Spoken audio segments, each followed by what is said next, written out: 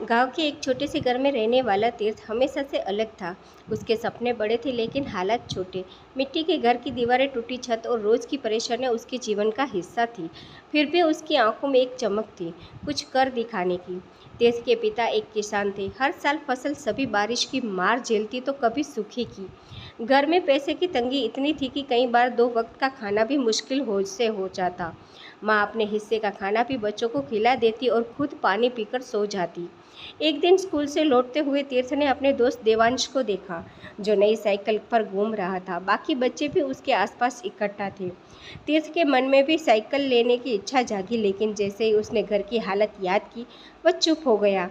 उस रात उसने अपने पिता से पूछा, पापा, क्या मैं साइकिल ले सकता हूँ? पिता ने उसकी आंखों में देखा लेकिन कुछ कह नहीं पाए। उनके चेहरे की मजबूरी तीर्थ समझ गया। उसने मुस्कुराते हुए कहा, कोई बात नहीं पापा, मैं पैदल ही ठीक हूँ।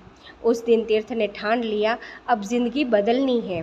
तीर्थ पढ़ाई में अच्छा था लेकिन उसके पास किताबें नहीं थी। वह अपने दोस्तों से पुरानी किताबें मांग कर पढ़ता। कई बार उसे ताने भी सुनने पड़ते। अरे, ये तो हमेशा पुरानी किताबों से पढ़ता है, इससे क्या होगा, बड़ा आदमी बनेगा क्या? इन बातों से उसका दिल दुखता, लेकिन उसने हार नहीं मानी। वह रोज स्कूल के बाद खेतों में काम करता और रात में पढ़ाई करता।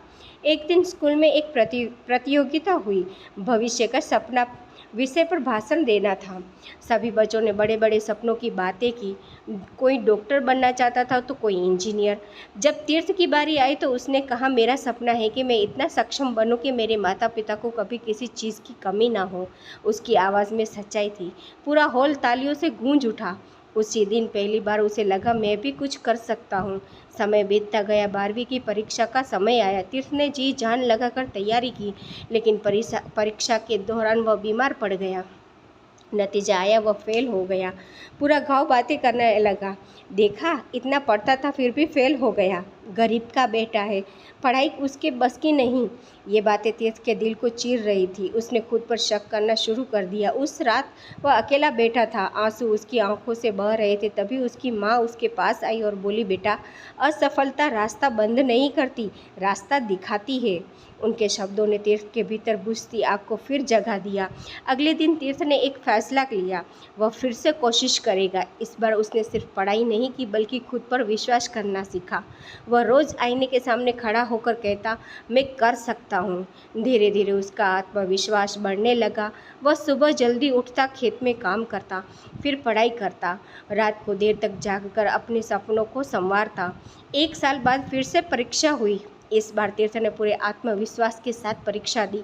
नतीजा आया, वो पूरे जिले में टॉप पर कर गया। गांव में खुशी की लहर दौड़ गई। वहीं लोग जो उन्हें ताने मारते थे आज उसकी तारीफें कर रहे थे। उसके पिता की आंखों में गर्व के आंसू थे। माँ ने उसे गले लगाकर कहा, देखा, संघर्ष कभी खाली नहीं जाता। तीर्थ को शहर के बड़े कॉलेज में दाखिला मिल गया। वहाँ भी चुनौतियाँ का कम नहीं थी। शहर की ज़िंदगी, नए लोग, नई भाषा, सब कुछ अलग था। शुरुआत में उसे बहुत मुश्किलें हुई। कई बार उसे लगा कि वह यहाँ फिट नहीं हो पाएगा, लेकिन इस बार उसने हार नहीं मानी। उसने खुद से कहा, अगर गांव से यहाँ तक आ सकता हूँ तो आगे भी जा सकता हूँ।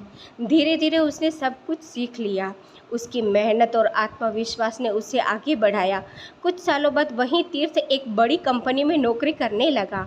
उसने अपने माता पिता के लिए एक पक्का घर बनवाया। एक दिन वह अपने गांव लौटा, वहीं लोग, वहीं रास्ते, लेकिन इस बार सब कुछ बदल चुका था। देवांश, जो कभी साइकिल पर घूमता था, अब तीर्थ के सामने खड़ा था।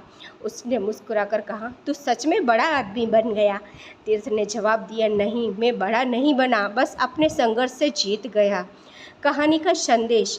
तीर्थ की कहानी हमें सिखाती है, संघर्ष हमें कमज़ोर नहीं, मजबूत बनाता है। असफलता अंत नहीं, एक नई शुरुआत होती है। आत्मविश्वास ही असली ताकत है।